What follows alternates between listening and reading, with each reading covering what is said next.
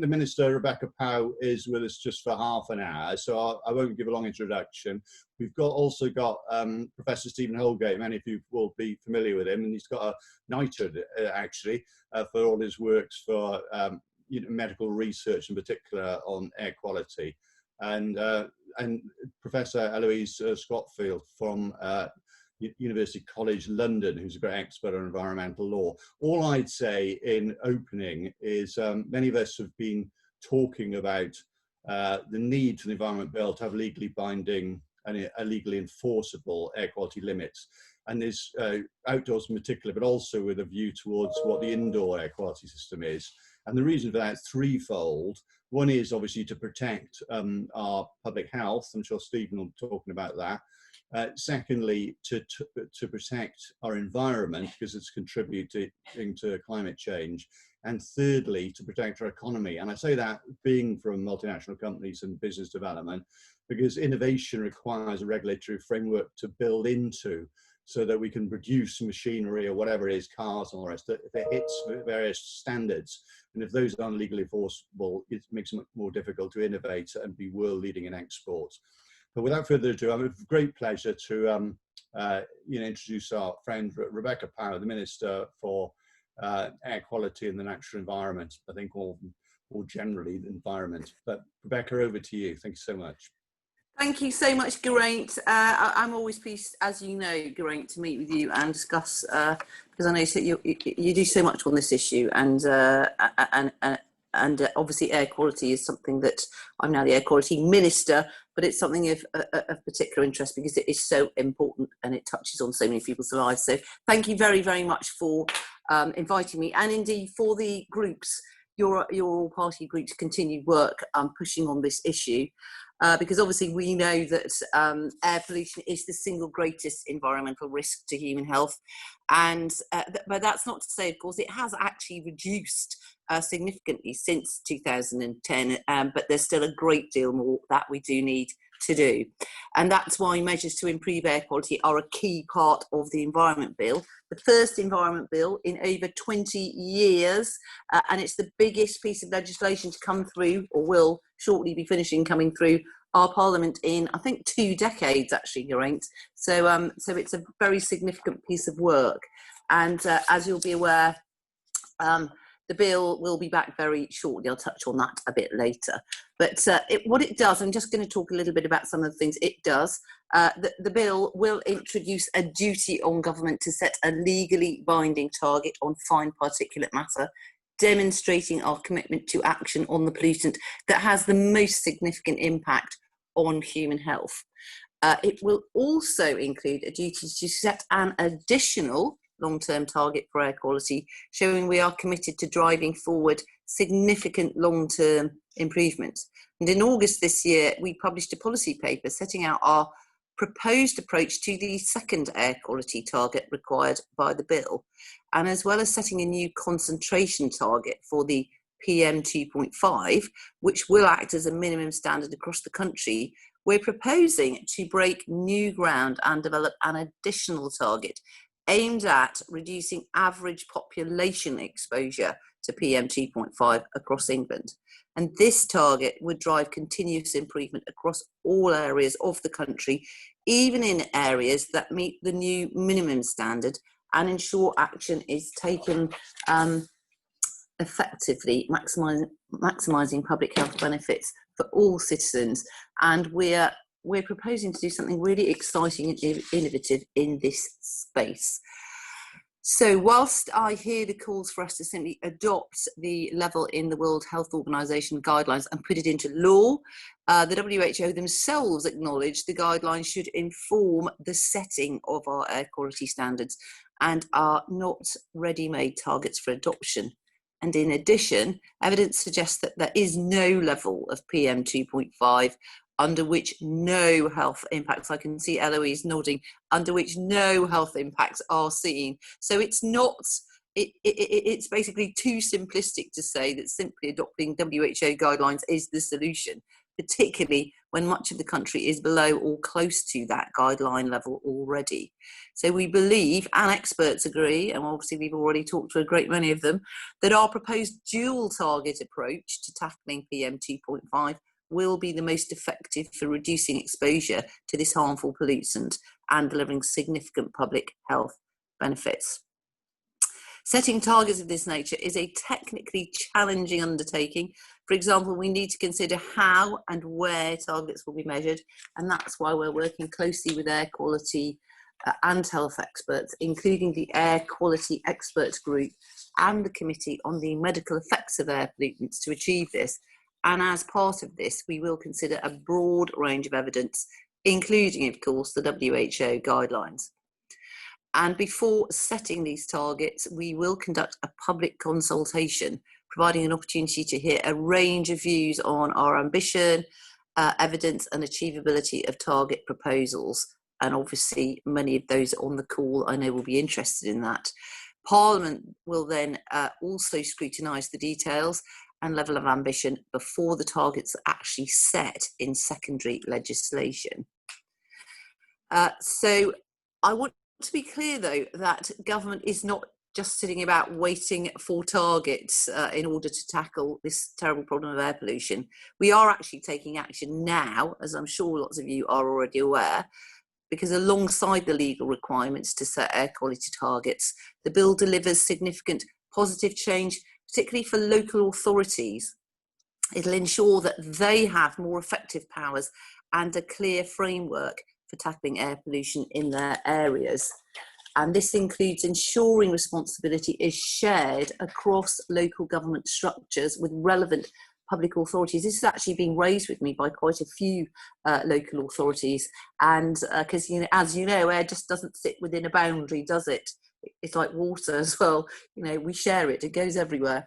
And we're introducing the concept of air quality partners, who will be required to work with local authorities to develop collaborative action plans to reduce pollution levels where they're above required standards. And we're already identifying which public authorities should be designated to undertake this role. And we've recently launched a call for evidence on this. To support these changes, we'll also be introducing a requirement to revise and publish a national air quality strategy and to review it every 5 years. The bill makes it simpler and easier for local authorities to tackle a major source of fine particulate matter emissions, and that is domestic burning. It provides local authorities with powers to issue civil penalty notices for smoke emissions in smoke control areas rather than prosecuting at court, which many report or have reported back, can take a long time. It's a time-consuming process, and in many cases, is actually prevented effective enforcement of the existing legislation. So the bill also allows authorities to take more substantive action under statutory nuisance provisions where someone repeatedly emits smoke, which is prejudicial to health. It also strengthens the offences in relation to the sale and acquisition of certain solid fuels and enables local authorities to address pollution from solid fuel burning on inland waterways vessels, for example, canal boats that go through smoke control areas. And much of the action needed to fight air pollution is undertaken at local level, and that's why we're taking these steps to provide local authorities with the tools they need. These measures in the bill will sit alongside our recent legislation to phase out the sale of house coal and small volumes of wet wood for domestic burning across England between May 2021 and May 2023. The legislation also introduces sulphur and smoke emissions limits for manufactured solid fuels from May 2021. I've just myself brought this piece of legislation through Parliament, and I think that demonstrates absolute commitment to tackling this area. Finally, the Environment Bill also provides government with new powers to compel manufacturers to recall vehicles and non-road and mobile machinery if they're found not to meet relevant environmental standards. It's something really I think Graham was sort of touching on this area about standards.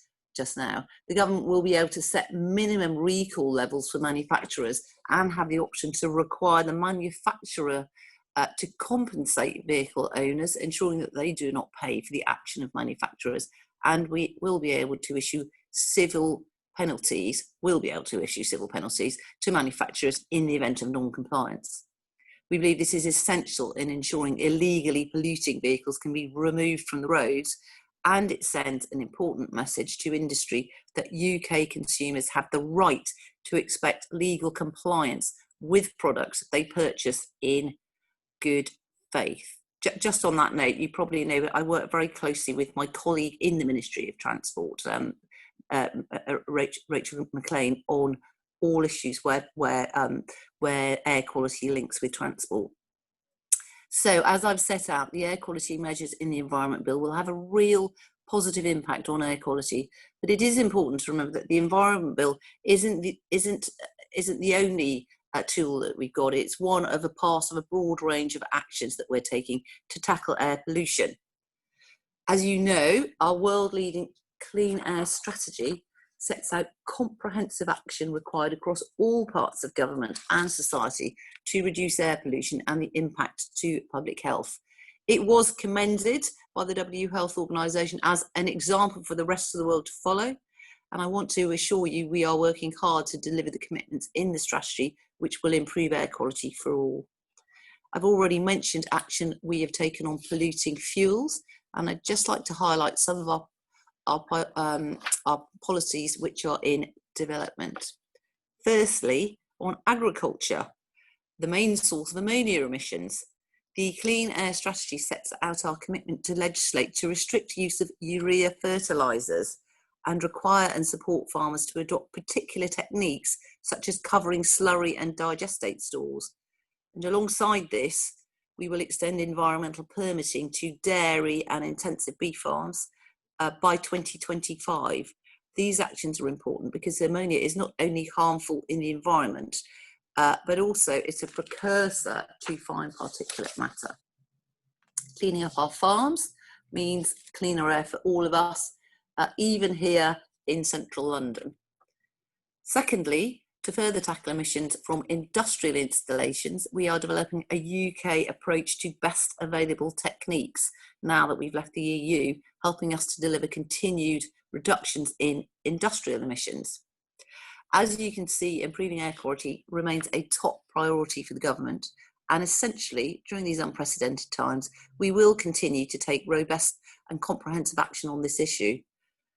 The coronavirus-19 pandemic has presented many challenges, but we are taking a proactive approach to understand the possible links between air quality and COVID-19. The Office for National Statistics, with assistance from DEFRA and Public Health England, conducted research into the links between deaths from COVID and long-term exposure to air pollution, and delivered a published report to SAGE in August 2020. And this study showed that although there is a correlation between COVID deaths and living in areas of relatively high air pollution, this is largely explained by the prevalence of pre-existing health conditions in those areas, and there are other factors related to the exposure to the virus among the BAME population. But DEFRA will continue to seek independent expert advice in assessing the emergency evidence under review. This is a subject that, as you can imagine, many constituents and other fellow MPs have asked about. The impact of COVID, because so many people felt that they were experiencing cleaner air at that time. So obviously it's something we'll very much keep under review. As Geraint and I discussed earlier this year, government also recognises the importance of national leadership on the issue of indoor air quality. I know this is one of Geraint's particular focuses.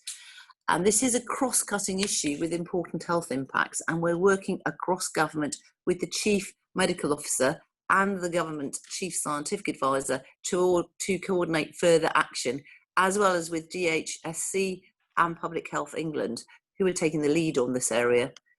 We consider that building our evidence base is a key first step to ensure any future interventions are appropriately targeted and effective.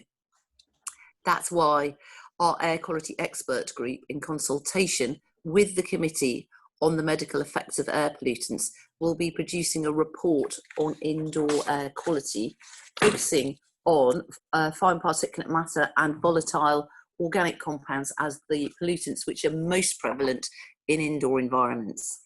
And I do want to assure you that we are already taking actions which will deliver benefits for indoor air quality. Our clean air strategy includes measures to reduce key sources which contribute to indoor air pollution, including measures to reduce emissions of fine particulate matter from domestic burning, as I mentioned earlier, which are in part delivered through the Environment Bill. However, at this time, we are focusing on building our evidence base, as I've said, and are working closely with DHSC and other government departments to do this. We're also taking extensive action to tackle air pollution from transport. I've touched on it a little bit already in the measures in the bill to remove, obviously, offending vehicles, but we are working hard with local authorities to help them implement their local plans and tackle pollution hotspots to bring compliance in the shortest possible time. Last week, on Clean Air Day, I'm very pleased that Bath, my home city, and North East Somerset Council announced the Clean Air Zone in Bath will be implemented on the 15th of March 2021, and on the very same day, Birmingham City Council announced their Clean Air Zone will start on June the 1st, 2021. Now, as a result of the pandemic, we've actually also seen a great deal more people, including myself, walking and cycling, one of the few silver linings of this crisis. We need to see these changes to behaviour locked in, and that's why in May we announced a £2 billion funding package for cycling and walking. This is our largest ever investment in active travel. In fact, I think the largest investment. We're encouraging local authorities to consider rapid changes to road layouts, such as pop-up cycle lanes, and we've got some of those in Taunton, to make cycling safer and more attractive. I mentioned Taunton because that's obviously my constituency. The Prime Minister has talked about new generations of cyclists pedalling safely and happily to school and work in tree-dappled sunlight on their own network of fully segregated cycle paths, and government action is really helping to turn this vision into a reality. So, to close, I want to ensure you that improving air quality is a priority for me and for this government. We remain firmly committed to resuming passage of our landmark Environment Bill as soon as possible, and it will be soon, I can assure you. And we will continue to implement this very wide range of policies that I have outlined as we deliver cleaner air for us all. Thank you so much, Minister. And I've got Stephen Holgate and then Elouise Scotford to make a few comments that I hope you can have time to respond to. Over to you, Professor Stephen Holgate. Yes, thank you, Minister. That was very helpful. The last 2 days we've had a meeting that the Clean Air Champions, of which I'm one of three, ran, called Joining Forces in Air Pollution and Cleaning Up the Air. And several points emerged in that discussion, which I think are helpful. Firstly, we need a much stronger emphasis on health. This is just not about heart attacks and attacks of asthma. This is about babies' lungs developing and the way our future generation actually mature within an environment where more and more chemicals are being poured into it. And this, of course, does include the indoor as well as the outdoor space. There was a lot of discussion about ultrafine particles as being those particles that are able to penetrate and get to the brain and other organs. And the biology behind all of that needs much more emphasis. Thirdly, and very importantly, I mean, is this not the time to stop talking about particles as if they're all the same? They're not. Ammonia particles and diesel particles and burning your toast, these are all different. So why don't we know more about the toxicology of these particles? How can we know which sources to control if we don't know which ones are the most toxic? We can't just use them, particle, as a surrogate of any particular injurious agent. The final thing that really came up, and you mentioned it, Minister, and thank you, in terms of air quality indoors, is the need for joined upness. I mean, what's been lacking in my career is the lack of input from the Department of Health in this area, which has been very disappointing. And I'm talking as a clinician here, interested in respiratory diseases. And what's happened is that this has all been devolved, and that the Department of Health, of course, devolved its responsibility to Public Health England, which is now obviously changing into a new agency. And so what's important here is we get health more central to this whole air pollution debate, and stop talking about trying to hit limits all the time as if ticking a box and hitting a limit has done the job. We've got to close the gap. And by closing the gap on one pollutant, we've got to close the gap on all of them.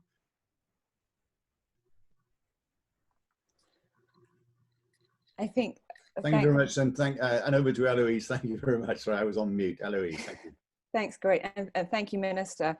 I think I'm just going to focus my comments on the bill. I recognise that the air quality strategy has a whole lot of regulatory measures potentially to come in the future, and that will be something to think about. But I want to talk a little bit about the legal detail and kind of how binding our standards are going to be going forward, and how ambitious they're going to be, and how baked in that is to the bill as it is.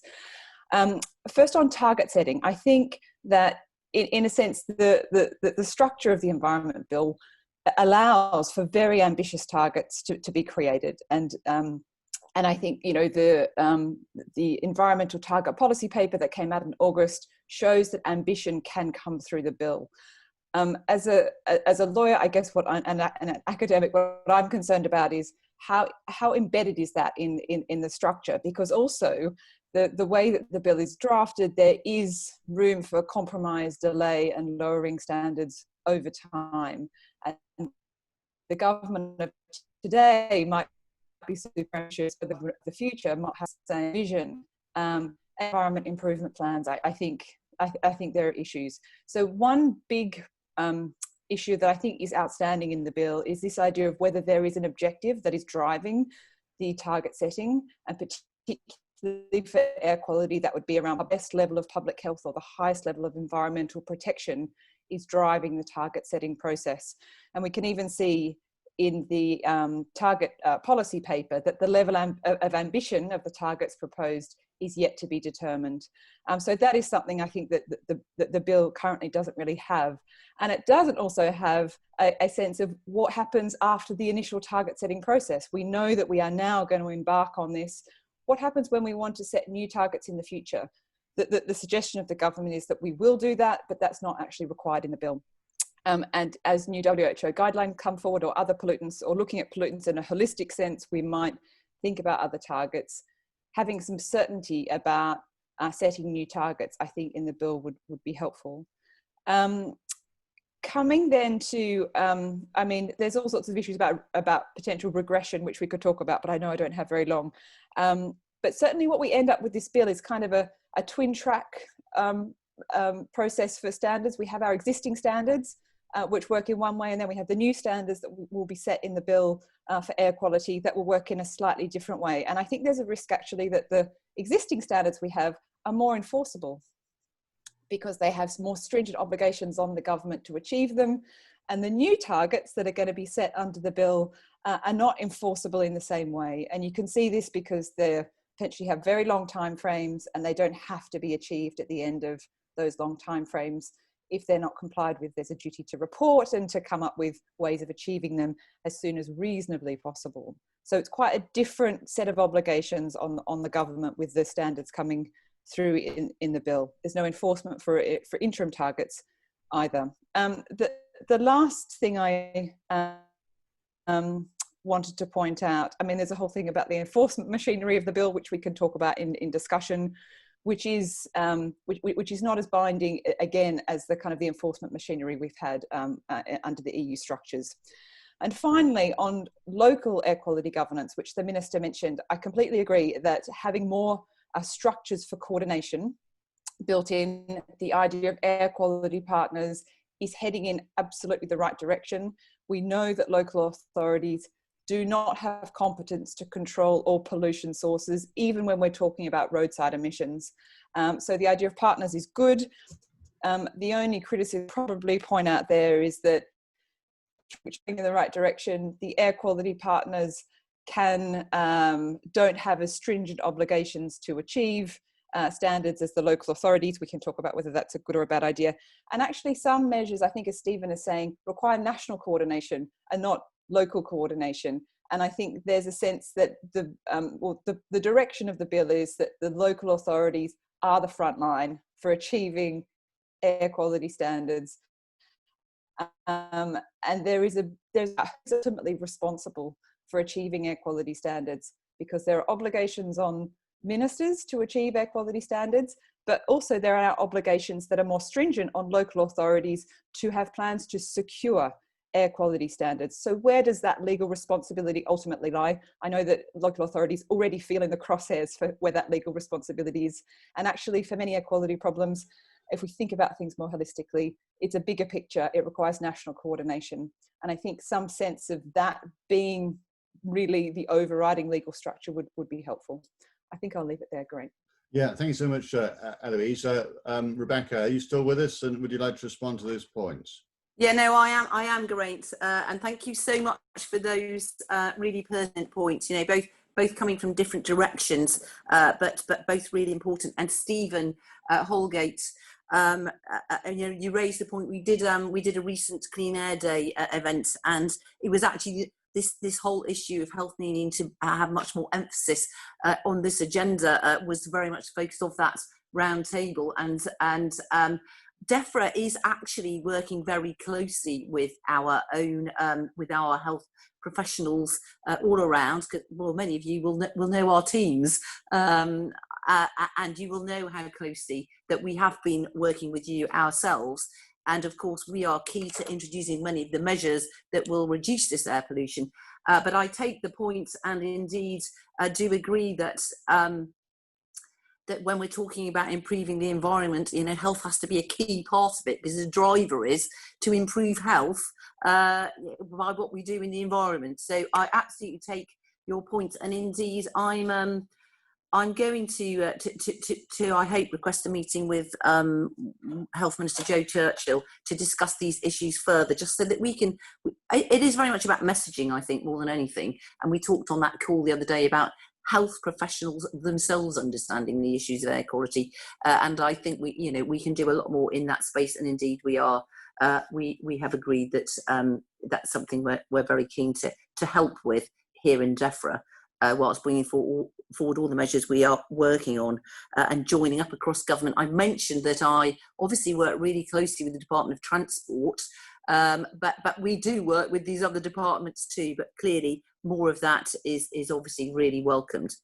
Then Elouise, thank you very much for your looking at this with your legal eyes. And you raised the issue of legally binding targets, but of course they will be legally binding. The targets set in the Environment Bill, that is the whole purpose of these measures we're setting in all of the target areas. They will be legally binding, and we have got a whole process of making sure that those targets will be checked on, reported on. The bill requires the government to have interim targets every 5 years to support the achievement of the long-term targets. And we've got this thing that we call the triple lock in law to drive short-term progress. That means the government has to have a plan on what it intends to do to improve the environment, and that's the main focus of it. We must report on the target progress every year. And then we also have the Office for Environmental Protection, who will be holding us to account on progress towards achieving those targets. And every year they can make recommendations if they think better action needs to be taken to progressing towards those targets. So there's a great deal of focus on making sure that the targets are adhered to. And that the whole focus of the Environment Bill is to improve the environment.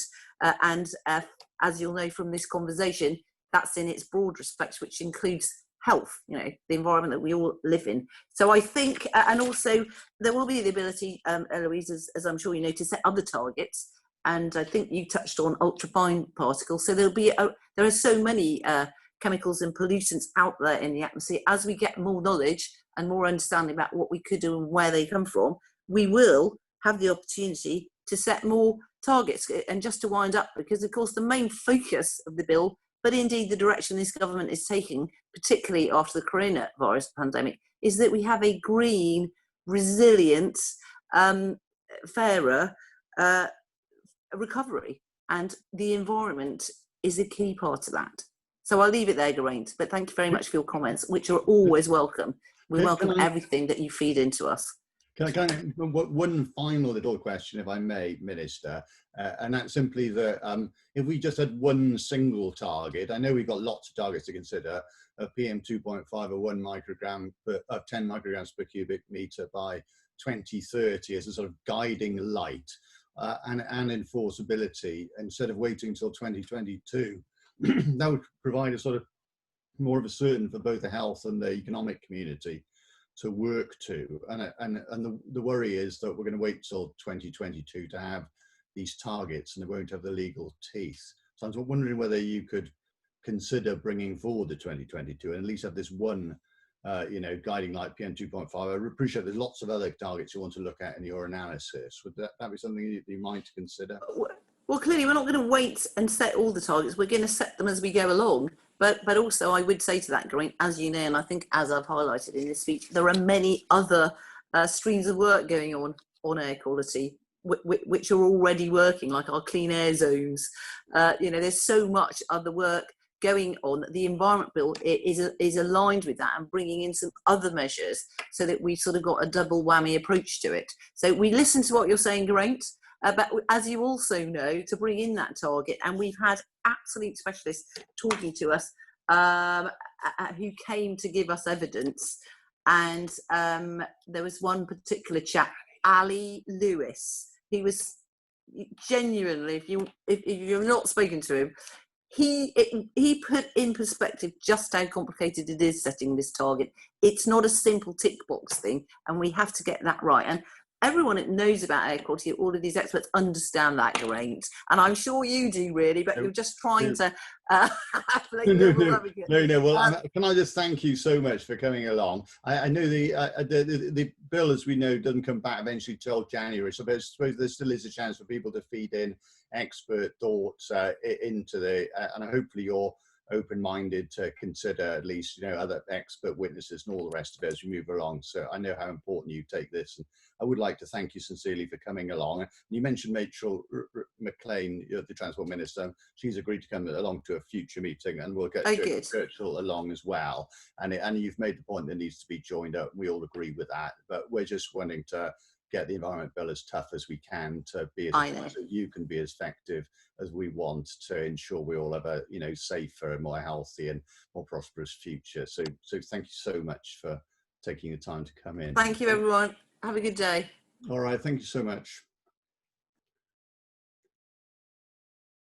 Right, I think now we're carrying on for another half an hour, and I'm sorry, I've already got, there's a number of people have asked questions in the chat box, I know, but because the Minister was only here for half an hour, the way we've constructed this meeting is to just have her on for 10 minutes and have our two expert witnesses. But I'm in a position now to take some questions, and what I thought I'd do first of all is ask our expert witnesses whether they've got any further responses, and what I think it would be useful for this group as well. I mean, obviously it's up to individuals, whatever they do, but I'm certainly, going to be, I personally would welcome people writing in suggesting that we do have at least one precise target, as I mentioned at the end there, PM 2.5, 10 micrograms per cubic meter by 2030, which is 10 years time. And probably with an interim target of 12 for 2015 as a sort of guiding light. There's also, Stephen knows all about, the complexities of this, but that would be one thing. And then maybe I'll ask Elouise to make a comment about the issue about whether we want to strengthen, clarify the enforcement mechanism for delivery of those targets for all our health. And then finally, I suppose the Minister did point upon average pollution. And I think, as we know, that one of the problems is sort of urban concentrations, in particular in poor areas, not least in BAME areas, which also has an extra impact on the propensity to get COVID. Then obviously we should be acutely aware of air quality in high pollution density areas. And if you've got a universal standard, all the ships rise at once. And so having an average, of course, means that if there's a lot of clean air in the countryside, we can still get away with very bad air in certain urban environments. So can I ask, therefore, that Stephen to make a few supplementary comments, then Elouise, and I'll open it up to the floor to ask questions of them, because I'm sure you've heard enough from me. Steve. Well, I thought that was very helpful, actually, those comments and answers the Minister gave. Increasingly, as I get more involved in all of this, I just realise that we just need to start acting together, really, in this area. I mean, it's just too fragmented at the moment. We need a national plan where all the constituent parts are signed up to.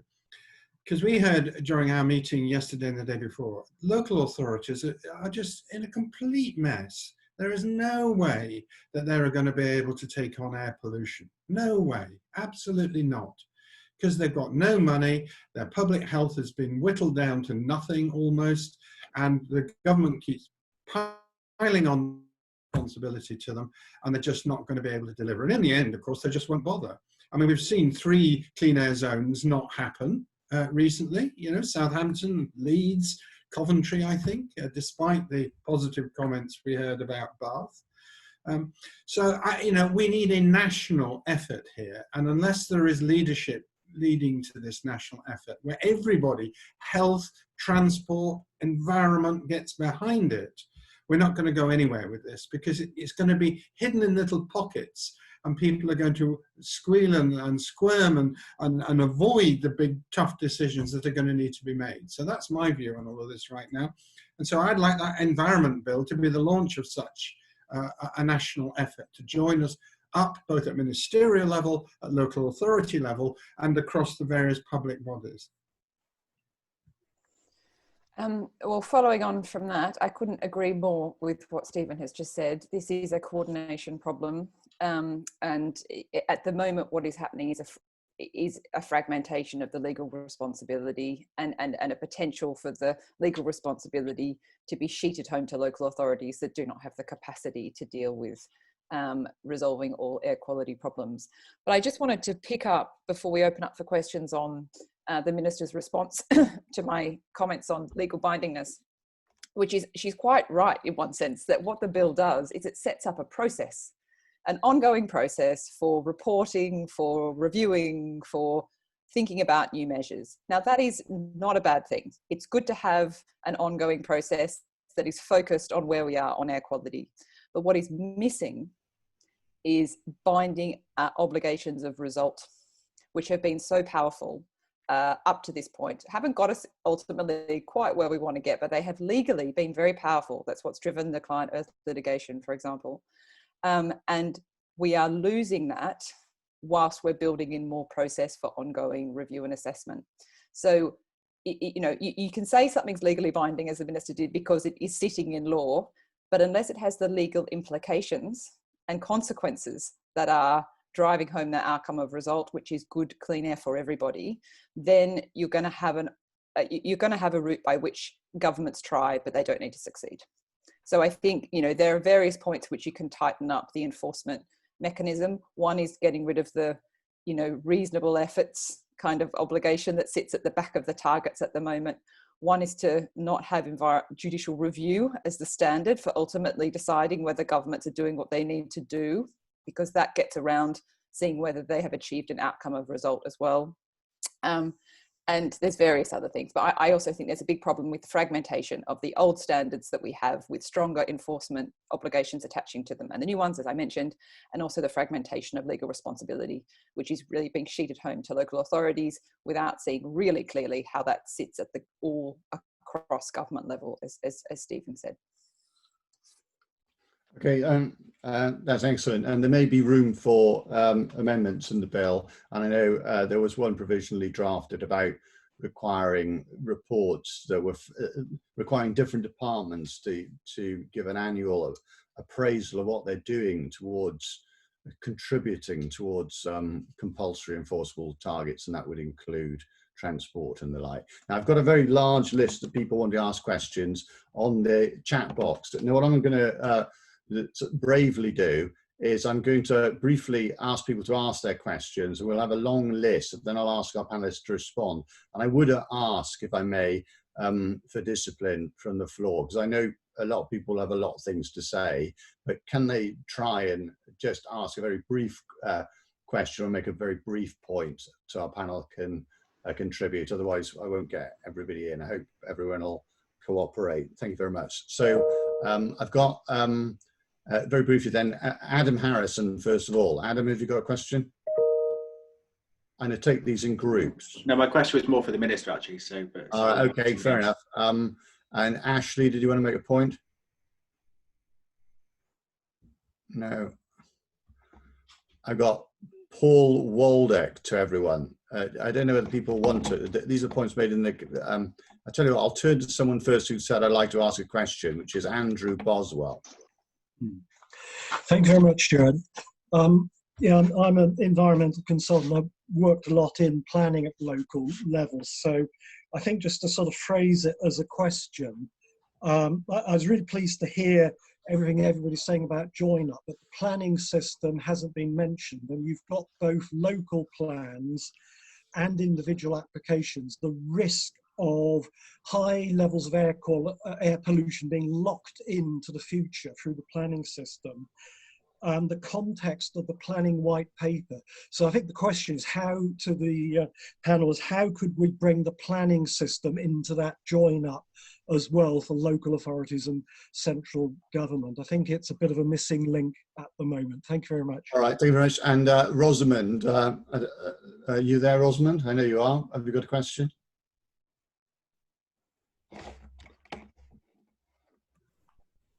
Rosamond Adu Deborah, is anyone there? No.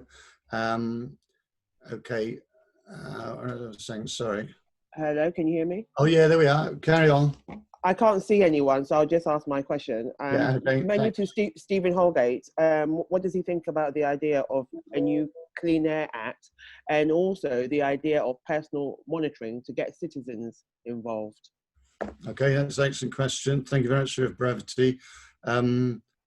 Dr. Rhys Thomas, did you want to ask anything? That's great. Thank you very much for that. Yeah, my question is mostly about, yes, we're all talking about PM 2.5, which I think is fantastic for outdoors, but there was no mention of indoor air quality, and obviously indoor air quality is obviously more about bacteria, viruses and funguses. Now then, this is a question from Professor Holgate. Is any mention going to be done about levels of bacteria, viruses within indoors? Right, thank you very much for that. And can I just ask Sally Newman then? Did you want to ask a question, Sally? Yes. Hi. Let me turn my video on. Turned it off. Yeah, I'll leave that as I think. Thanks. My question relates to the responsibility on local authorities to implement plans and how it's being done. So, as Professor Holgate said, young lungs are especially vulnerable to the impacts of air pollution, and the evidence has been clear on this for a while. So how do we ensure government and local authorities protect and prioritise air quality at main road schools, especially given recent and widespread implementation of LTNs displacing traffic onto those main roads? All right, can we have a quick brief answer to those few, and then we've got a few more to come, starting with Lloyd Russell Moyle in a moment. Stephen. Yeah. Thank you. Thanks. Great questions. Super. Thank you very much. So the joined upness and the planning, I mean, absolutely. I mean, so what we heard during our conference in the last couple of days from local authorities is that each division is acting in its own silo. There is absolutely, and it's very defensively operating in their own silos. So one director is not talking to another and not talking to another. So unless we get into the local authorities an educational program about air pollution and about the cross-cuttingness, which I don't think has ever happened. I haven't seen any real effort other than Public Health England come up with a report, but it never went any further than a report, to get them to try and understand that by working together they can really make an effect here. And planning is absolutely part of that, and I'd agree with it completely. A new Clean Air Act, well, Wales has been trying to get a new Clean Air Act. Is that not true, Garrett? Yeah, it is, yeah.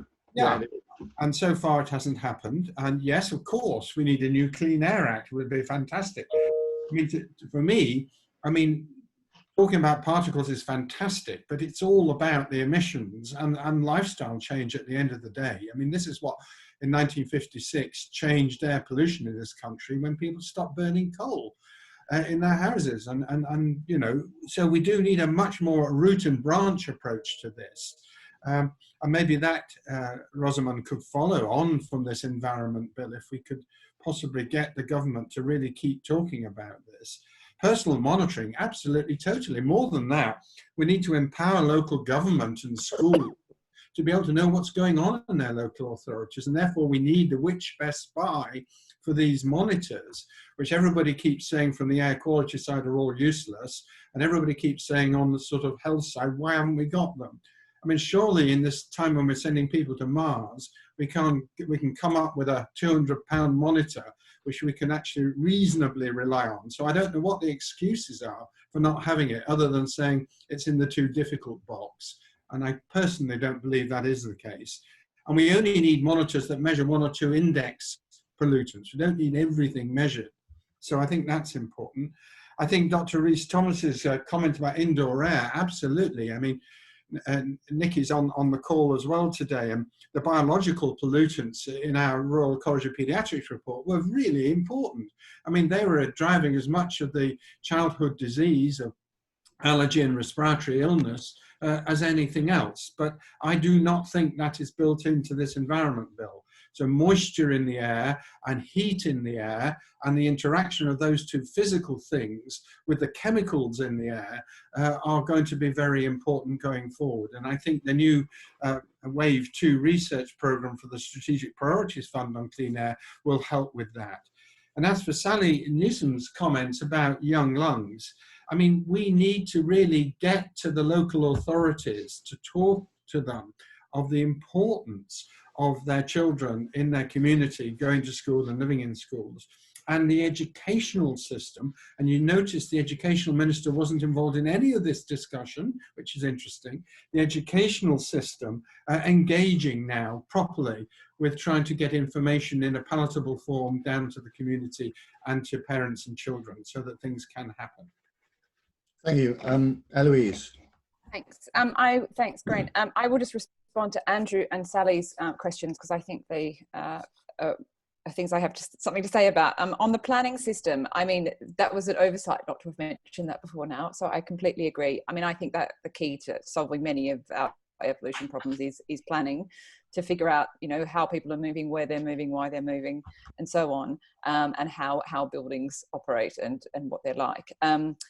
I think there's a number of things that can be done. The problem of the salami slicing that we're looking at, you know, one project at a time, is a big problem. So one thing you could do within the planning system, which I think should be done, is looking at cumulative impacts of planning permissions to see what does that add up to in terms of the air quality. Because at the moment, individual air quality assessments for individual applications can always be made to be look okay. Because they don't take into account the cumulative air pollution impacts of multiple developments. So I think that's something, and that could be something that would be built into whatever our new planning strategy or framework is going to be. I think that would be something very much to lobby for. I think at the moment we have some okay stuff in our national planning policy framework, but it's not strong enough. But on the flip side, you kind of need to work on the national plan for planning, but you also need to make sure that the Environment Bill itself covers planning. And this has been contentious about whether the definition of environmental law covers planning law. It remains something, I think, Geraint, that you probably have been giving input on about whether planning is excluded or not. The government seems to say, don't get worried about it in the explanatory notes, we may or may not be saying planning isn't included. In the case of the bill, it looks to me pretty excluded. So that is a problem. On Sally, your question is a very good one, and obviously this is the point. Like, we ultimately care about, you know, kids' lungs being affected and what governance is going on to help make sure that happens. I think the LTN stuff recently has been really interesting. You know, these low traffic neighbourhoods have been coming in, and I'm in London, and they're rapidly disappearing because the traffic's ending up on the main roads where the kids are going to school. So that, I think, is quite a volatile kind of policy decision at the moment. Some local authorities are withdrawing them, some are trying to stick with them, and so on. It's another terrible clash of carbon policy and environmental policy, or air quality policy, that is not joined up and is a real problem. I think at the moment there clearly is an obligation on local authorities where there is an air quality management area to have air quality management plans that embrace things like children's school runs and so on. And it's that's just a matter of, you know, making sure local councillors have their eye in prioritising this, which comes back to the point about siloing. I mean, I have done some research with local authorities, and it is an endemic problem, the siloing of air quality in local government, but it doesn't happen in every local government. And I think some of the examples, in addition to the kind of training that Stephen was mentioning, some local authorities with the political will, clever organisation, with clever moving around of budget lines, actually can embed air quality policy across the different portfolios of local government. But it requires a bit of enlightenment and a bit of planning. And I think maybe holding up some of those examples would be quite good as well. Right, that's running short time. I've got Lloyd Russell Moyle next. I knew Lloyd's made a comment about where we can make amendments, and my understanding is that it is possible still to make amendments, certainly in the Lords, before it comes back, and then finally on the floor of the House. But over to you, Lloyd. Hello, yes, thank you. It's really interesting. Two things that come to mind. I mean, we're still in the stages of the Commons Committee, so there are some areas that we can push and make amendments on our end. And I do think that there is some stuff around monitoring of, you know, the Minister, and one of the questions earlier on also said about not only not treating all particles necessarily the same, and actually there's very poor monitoring of micro and nano particles, and there's no point in the Minister saying, well, we've got a framework that we can introduce things later on, unless the framework includes monitoring and setting baselines. So there are some things there that I think we could do quite immediately on air quality, as well as some stuff on indoor air quality that could be put in here. Or actually, I think that there is a nod to thinking about some of the planning regulations that are coming through as well, that we should not forget about. So those are my thoughts. Particularly, it would be useful to know. Is it just because so far the Labour Party have really pushed on the WHO targets? But what's that real key amendment that needs to be pushed both in our end but also in the Lords? And I sit on the committee. Okay, thank you so much for that. I think we've got a few more, but try and be brief, everyone. So I've got, I think Adam Harrison's a comment about it's getting worse. Can I ask Dr. Ashley Mills a quick question? No.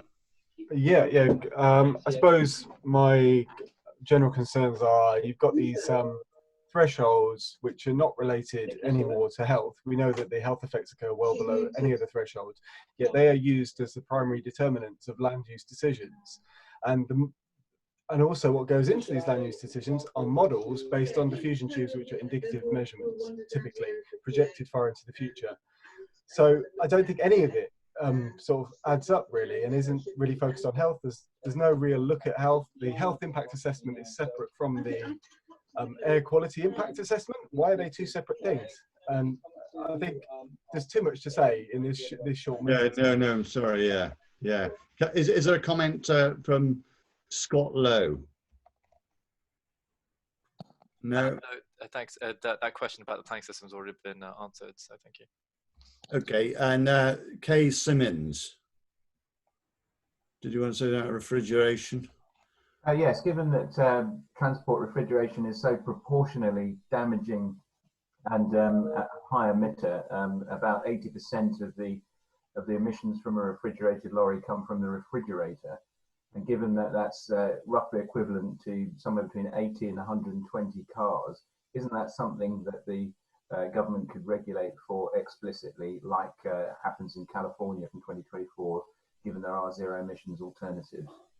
And John Spencer, a more holistic approach. Are you there?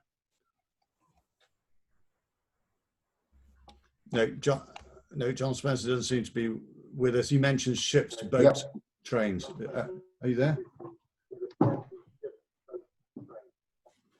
Yeah, we're always struggling to get cargo onto ships and into inland waterways, and we frequently are told that the vessels aren't as clean as Euro 6 lorries, but actually in terms of emissions per ton kilometre, they are cleaner. And so there's an easy win, which is to move cargo, to encourage some modal shift, ships, boats, planes, trains.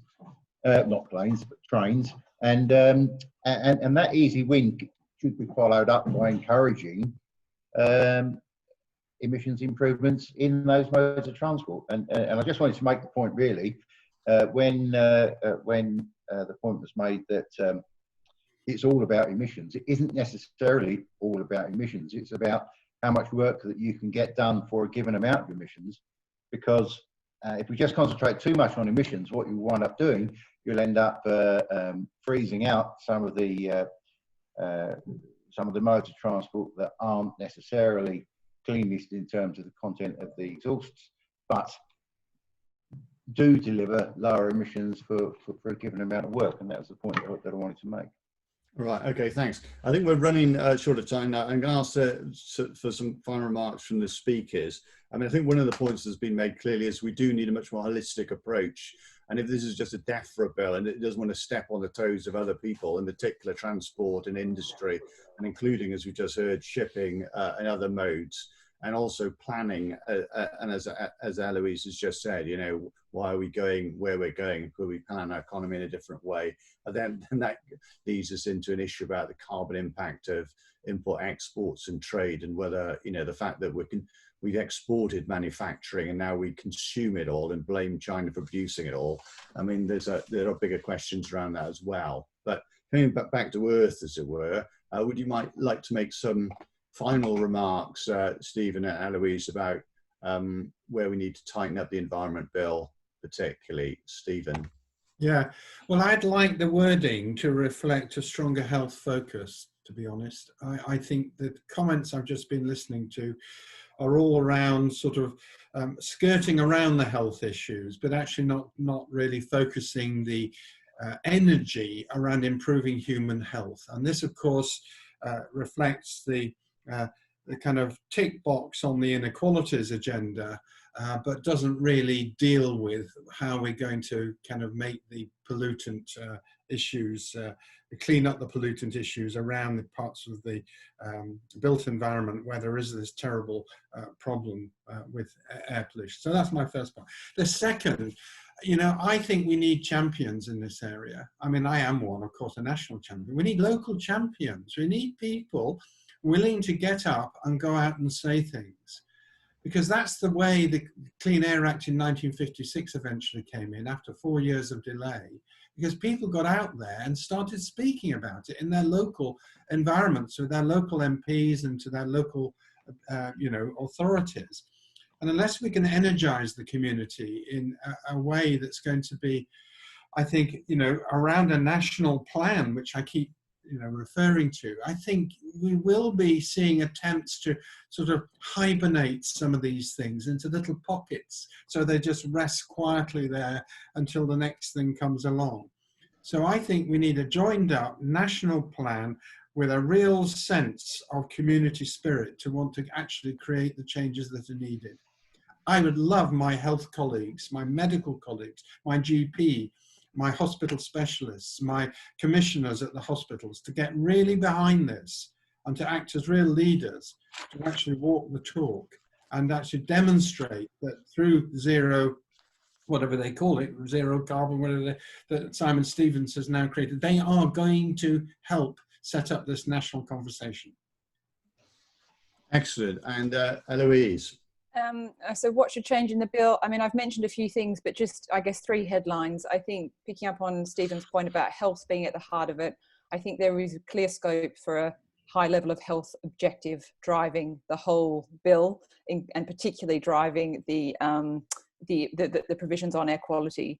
The point about government coordination and national government coordination is missing from the bill.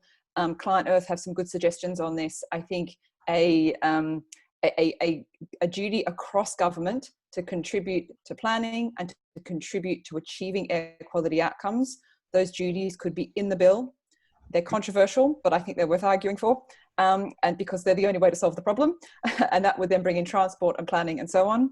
And I think the other thing is to really, all the process stuff is great in the bill, but what is missing is a clear line of legal obligation to an outcome of result to drive real action. And that is what needs to be in there. And there's kind of a number of amendments that need to get there, but at the moment, everywhere you look in the bill to see, does the outcome actually legally have to happen? There is a way out. So I think that's the kind of the tightening up I'd like to see. Oh, I would suggest. Yeah. All right. Well, this has been a fantastic meeting. And what I'm going to do following this meeting is I'll get a very simple letter drafted. I'll probably check with Stephen and Elouise and get it sent round and ask people really to write to all their local MPs and also to other stakeholders for them to write, whether they're the health authority or local schools or whatever. I think incidentally, air quality monitoring outside schools would be a major driver of public opinion. There's nothing better than, you know, angry parents knocking on other people's windows saying, switch your engine off. Do you realise the monitor last week showed, you know, above World Health Organization standards both inside and outside? So it's really, we do want to, as Stephen and Elouise have said, mobilise a groundswell. We do need local champions, as Stephen has said, but we also need everybody, nagging everybody to basically get onto their MPs. In particular, those people, dare I say it, who are feeling most vulnerable in marginal seats. They tend to be much more sensitive to these sort of things. And to get the changes we want behind specific amendments, we've got a window of opportunity. And it seems to me that if we move into next year and we haven't got an enforceable regime of known air quality standards, we've just got some vague hope that things may get better if we're lucky at some point when we can afford it type thing, then we won't make the progress on public health we need. And it does, on the flip side of this, seem to me an economic opportunity that we have tight regulatory regime. We can innovate and be world leaders and export things that make the whole world cleaner and better for the future. So thank you so much, and look forward to seeing you all at the next meeting. And thank you so much, Stephen and Elouise in particular. Have a lovely day, everybody. Cheerio. Thank you very much. Most enjoyable. Yeah. Thanks a lot. Give our guests a wave, everyone. Mass wave.